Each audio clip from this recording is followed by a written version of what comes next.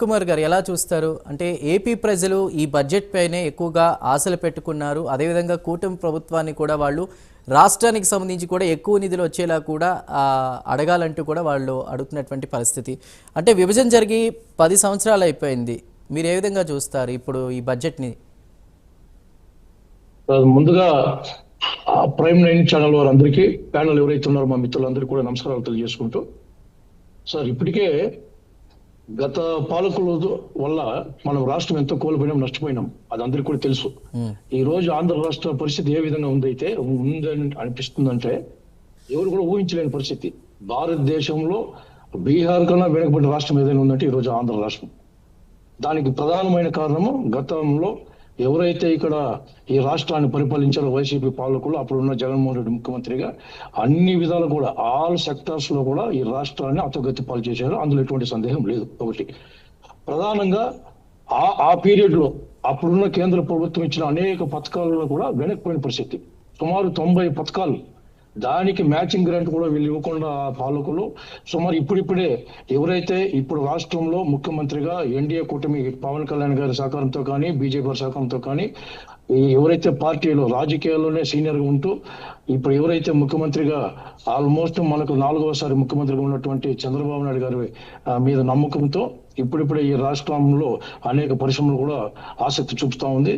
దాంట్లో ప్రధానంగా తీసుకుంటే ఆయన చొరవతో, ఆయన నాలెడ్జ్ తో, ఆయనకున్న విజన్ తో ఇప్పటికే అనేక కేంద్ర ప్రభుత్వం నుంచి పోలవరంకి అయితేనేమి, అదేవిధంగా రాజధానికి అయితేనేమి, అదేవిధంగా ముఖ్యంగా విశాఖ రైల్వే జోన్ కు సంబంధించి కూడా కేంద్ర ప్రభుత్వం బాగా కేటాయించింది, ఇప్పటికే అనౌన్స్ చేసింది. అదే స్టీల్ ప్లాంట్ కి సంబంధించి కూడా ప్రధానంగా తీసుకుంటే స్టీల్ ప్లాంట్ సంబంధించి కూడా ఈ మధ్యనే మన ఎవరైతే కేంద్ర మనకు కుమారస్వామి గారు ఉన్నారు మంత్రివర్యులు, ఆయన కూడా జస్ట్ ఇప్పుడు 4 రోజుల ముందే వచ్చి విశాఖపట్నం కూడా పర్యటించడం జరిగింది. మొత్తానికి ఇవన్నీ కూడా చూసుకుంటే ఇప్పుడున్న ప్రభుత్వం ఏదైతే ఉందో కేంద్ర ప్రభుత్వం, మనం అన్ని విధాలు కూడా మేము ఆదుకుంటున్నాం అనేది ఇప్పుడు ఆచరణలో చూపిస్తున్నారు. మొత్తం రాష్ట్ర ప్రజలంతా కూడా ఆశాజనకంగా చూస్తూ ఉన్నారు. ఇంకా నెక్స్ట్ వాట్ అని చెప్పే విధంగా ఆలోచన చేస్తున్నారు. ఒకటి ఏమైతే ఈ రాష్ట్రాన్ని మనం కనీసం ఈ 3-4 సంవత్సరాల లోపల పూర్తిగా కేంద్ర ప్రభుత్వం సహకరించాలి అన్ని విధాలు కూడా. ఎవరైతే మనకు ఎవరు అవునన్నా కాదన్నా ఎన్నో హామీలు ఇచ్చారు. ఈ రాష్ట్రాన్ని విభజించినప్పుడు అనేక విధాలుగా హామీలు ఇచ్చినప్పుడు ఉన్న ప్రభుత్వం అయితేనేమి, అప్పుడున్న అపోజిషన్ గా బీజేపీ ఉండింది, దాంట్లో ఎవరు కాదనలేరు. అయినా కూడా ఎన్నో హామీలు ఇచ్చారు. గతంలో ఇచ్చినవన్నీ కూడా కాలగర్భంలో ఒకటి ఎన్నో కలిసిపోయినాయి, కొన్ని అయితే చేస్తామని అంటా ఉన్నారు. అవన్నీ కూడా ఎవరు కూడా మర్చిపోలేని పరిస్థితి.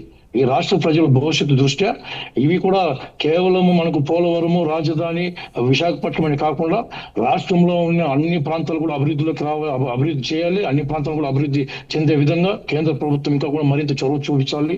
ప్రత్యేక ప్యాకేజ్ కూడా ఈ రాష్ట్రానికి సంబంధించి రాయలసీమ ప్రాంతం కానీ, లేదంటే మన ఉత్తర కోస్తా కానీ, మనకు అన్నింటిలో ఇంకా కూడా చాలా వరకు మన కేంద్ర ప్రభుత్వంలో ఉన్నటువంటి యూనివర్సిటీస్ కూడా అవన్నీ కూడా రావాల్సిన అవసరం ఉంది. ప్రత్యేక ప్యాకేజ్ కూడా ప్రకటించాల్సిన అవసరం ఉంది.